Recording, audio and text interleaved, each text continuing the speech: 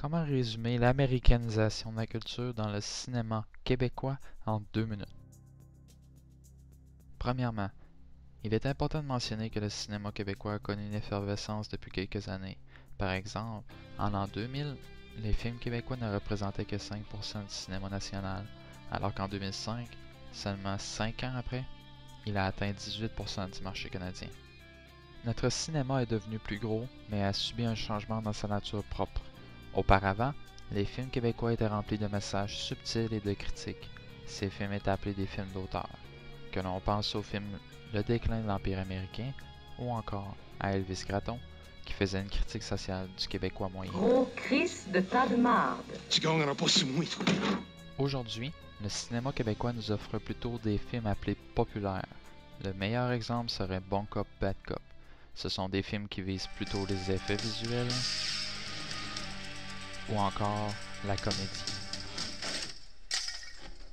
plutôt que la critique d'un sujet. Cela se résume par moins de réflexion et plus d'action. C'est un cinéma qui ressemble drôlement à celui de nos voisins les États-Unis. Oh ben tabarnak! Est-ce que notre cinéma québécois est en train de disparaître pour se transformer en une machine américaine?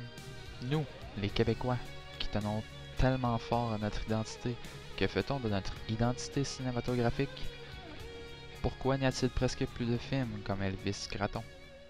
Mon gros programme. Puis là, on va en avoir de la télé qui a du bon sens. Pas de la petite TV de tatou du tabarnak, là. Think big! Une des solutions possibles est que chacun de nous, en tant que consommateur de films, nous encouragions les films québécois qui représentent vraiment le Québec, un peuple rempli de ressources et de bonnes idées. Alors, pourquoi ne pas visionner des films qui sont comme nous, c'est-à-dire qui contiennent des opinions et un sens véritable? Tu t'es fermé, tabarnak! Ils l'ont tué!